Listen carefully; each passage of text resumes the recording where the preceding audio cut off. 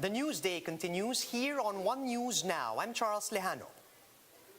The FDA warns the public against taking drugs bought online or from any other sources that do not provide details on where these drugs came from, where these are manufactured. To give us more details on these issues raised at today's FDA and DOH briefing, we have Jen Calimon. She's reporting live from Manila. Good afternoon, Jen. Let's start with the FDA, who mentioned that ivermectin is currently not being sold in any drugstore anywhere in the Philippines. If so, then where did these volunteer doctors source these medicines that were said to have been prescribed and distributed at this recent event in Quezon City?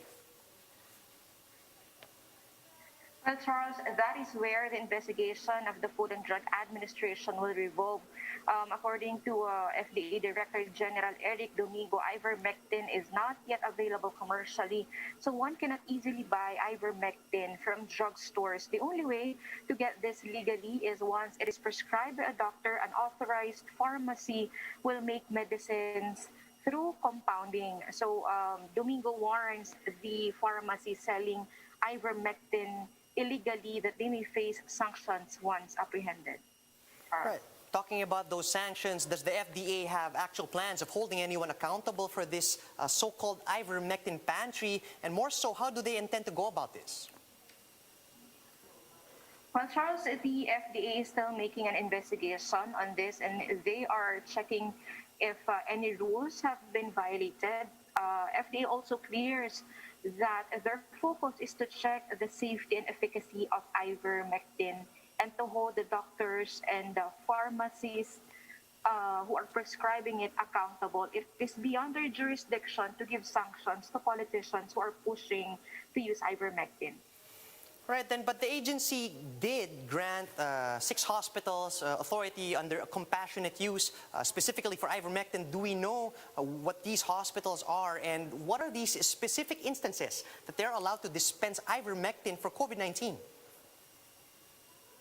Yes, Charles, the FDA has compassionate special permit for medicines to manage COVID-19, which are still under investigation. They do not still recommend the use of ivermectin because there is no solid evidence yet to say that it really works. So at least 6 hospitals have been granted compassionate special permits to use ivermectin to treat COVID-19 patients. So Domingo said this compassionate special permit specifies how many doses of medicines can be used and how long patients may take it.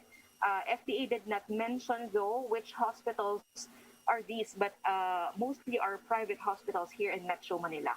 Charles. All right, Jen, so much for ivermectin, at least for now. Let's talk about Sinopharm. That's also been an issue recently as regards the doses used by the PSG and then recently the president himself. Do we know where these were sourced?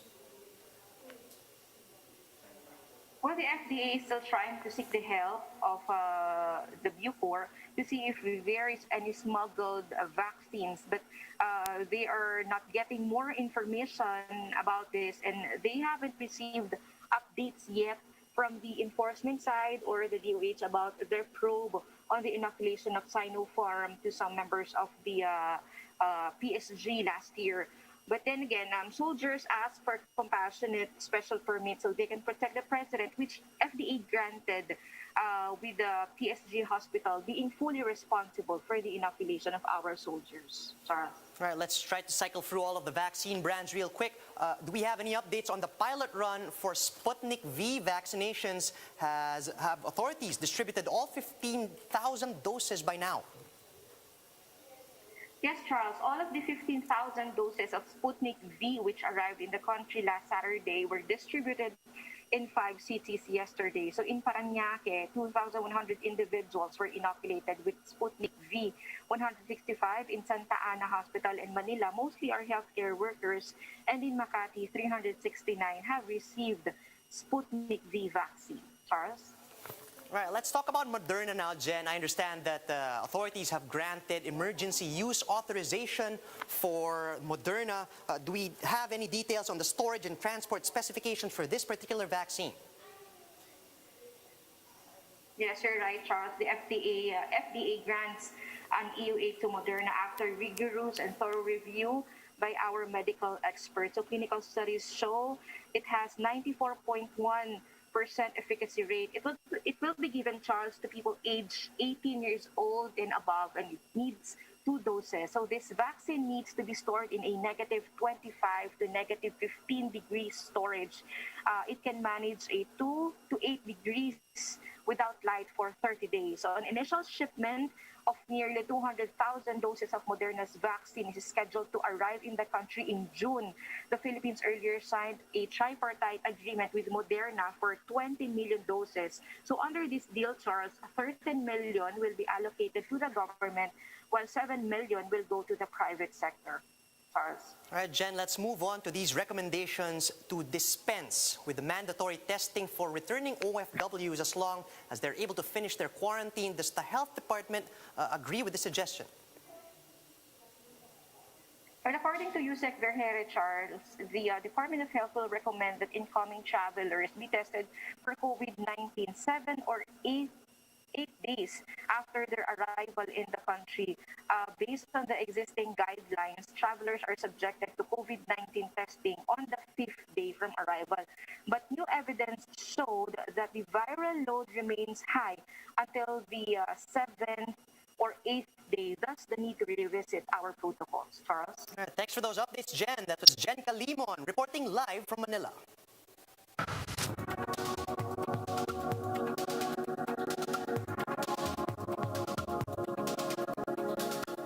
Researchers warn that COVID-19 deaths in India could double in the coming weeks. Bloomberg's Ruth Pollard gives us details in this report on Bloomberg Daybreak Asia. They're saying, as you said, that deaths could more than double. And again, as they've been warning throughout this pandemic, they say there's a significant undercounting of both cases and fatalities in India. So to put that in perspective, on Saturday, India saw the world's highest ever case tally of over 400,000 infections. And these experts are saying that probably represents just 1/4 of the cases out there. How much of the global aid is flowing through to India right now? So we have started seeing this aid arrive from countries like France, the US and the UK. And we're talking about oxygen cylinders, concentrators, some critical medicines. But there's still a chronic lack of coordination about getting these to hospitals. Some hospitals have started receiving it, but we're not seeing the situation ease on the ground for citizens. They're still making urgent and desperate pleas on social media for oxygen and medical help for their loved ones. And still, even yesterday, we were seeing hospitals struggling to get an adequate supply of oxygen. So it hasn't eased the situation on the ground yet. So COVID has now burst the so-called bio bubble of the Indian Premier League. So what have we seen there? This cricket league has been suspended after several players contracted COVID-19. Of course, this cricket league has been really harshly criticised. There's been a fierce debate happening here in India. Many people have called it insensitive to conduct this tournament amid India's dire health emergency. And indeed, some cricketers publicly said that they wouldn't participate in it and have elected instead to stay home and care for their family and their communities. Moderna is set to provide 500 million doses of its COVID-19 vaccine to the COVAX facility. Company co-founder and chairman Noubar Afeyan discusses this on Bloomberg Surveillance Early Edition. Let's listen in. We will work with our COVAX partners to ensure that we have the most effective vaccines for the conditions that we need to go after. So that is indeed an issue that's going to require some level of forecasting depending on where we are. But what the overall structure certainly has a supply number in mind. Exactly what that consists of, whether it's primary a vaccination or it's a boost, as well as whether it relates to variants, that has to be worked out, by the way, with COVAX as with everywhere else. How far out does your production planning go, Noubar? Do you have plans going out for investment in production in 23, in 24, in 25?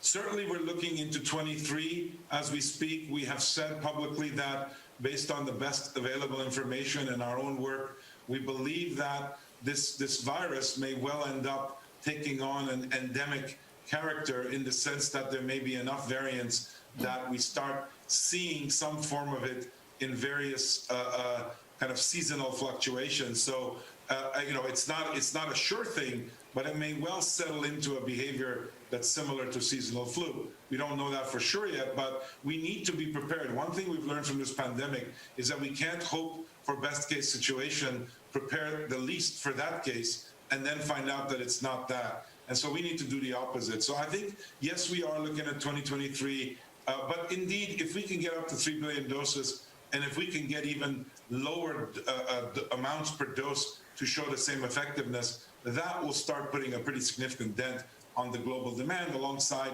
our colleagues in the industry who are also using the mRNA technology to increase supply yet more. Chinese militia vessels spotted at the Sabina Shoal in the West Philippine Sea have dispersed after a series of challenges by the Philippine Coast Guard. The PCG reported that on April 27, they spotted China's maritime vessels in a stationary liner formation, the Sabina Shoal off the coast of Puerto Princesa, Palawan. PCG's BRP Cabra and the Bureau of Fisheries and Aquatic Resources were conducting maritime patrols in the area. PCG then communicated with the Chinese maritime militia ships to point out that Sabina Shoal is part of the Philippines' exclusive economic zone. Chinese vessels remained unresponsive for 2 days, but they eventually left upon the arrival of the Philippine Coast Guard vessel.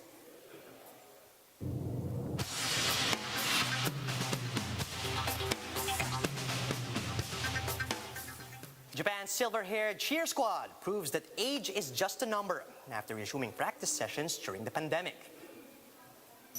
The group of senior citizen cheer dancers called Japan Pom Pom had to put a pause on their activities since last year due to the coronavirus outbreak.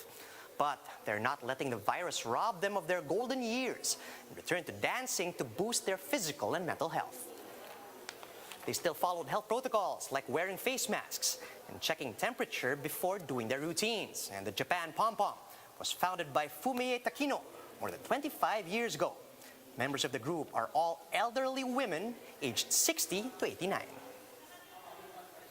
And those are the top stories at this hour. Join us again later at 2 p.m. as we continue to monitor the day's biggest stories. You can also catch One News on Signal Play. Register for a free account at www.signalplay.com so you can stream One News live anytime and anywhere. I'm Charles Lejano. Mask on, wash hands, and stay safe, Philippines. We are One News.